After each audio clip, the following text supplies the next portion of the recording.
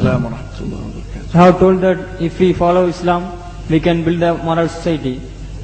You see, we have 54 Islamic countries. Even we have 95% Muslims over there. They follow Islam only. Why we can't build moral society in those countries?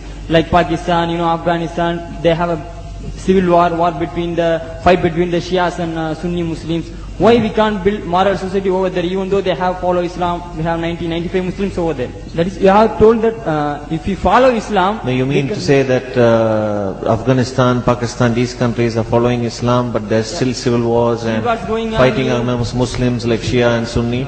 Why you are asking? We can't build moral society over there, even though we have 90%, 95 Muslims over there. First of all, Pakistan is not following Islam. Are you joking? I'm saying not Pakistan have 90% Muslim. Muslim means follow Islam. But Muslim, what Muslim? What Muslim?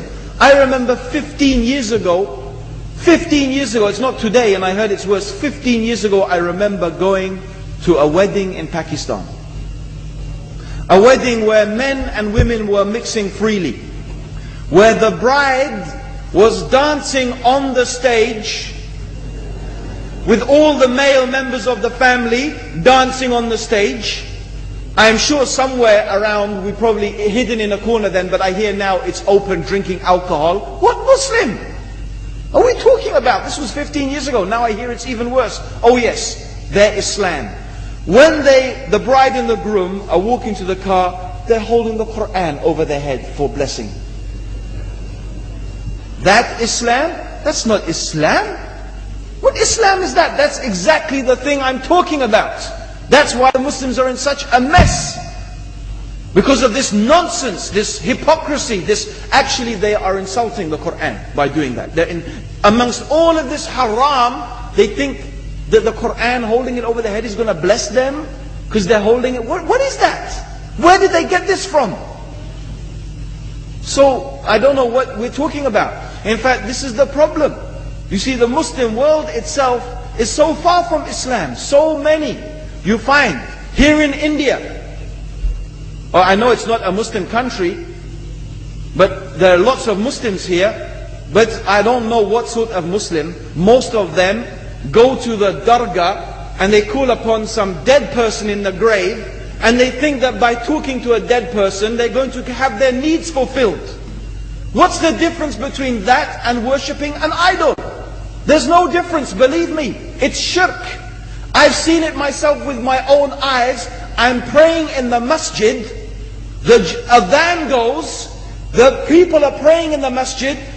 And the people in the dargah are not coming to the mosque to pray. They're still going around the dargah and making all their whatever the things they do. What's that? That's not Islam. You go to many countries. You find Pakistan, you want to see Islam in Pakistan. You know, in England, in every street corner we have a pub. You know what's a pub? You know what's a pub? Like a bar, you know, a place where you sit and drink alcohol. Yeah? Yes? In Pakistan, believe me, they have something worse than that. Yes, worse. On every street they have a picture of a palm. Everywhere you see it, hanging from the windows. They have the picture of a palm.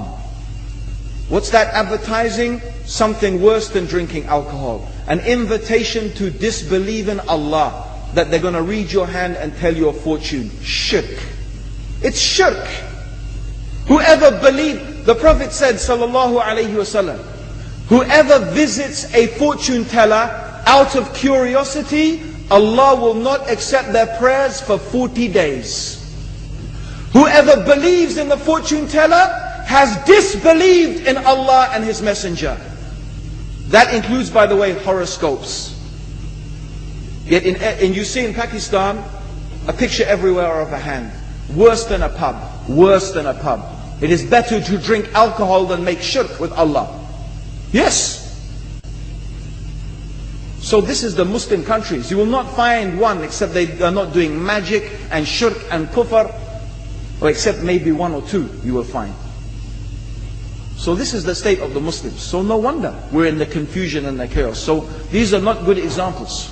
And this is really, in fact, the very reason that I'm saying why we are in such a big mess.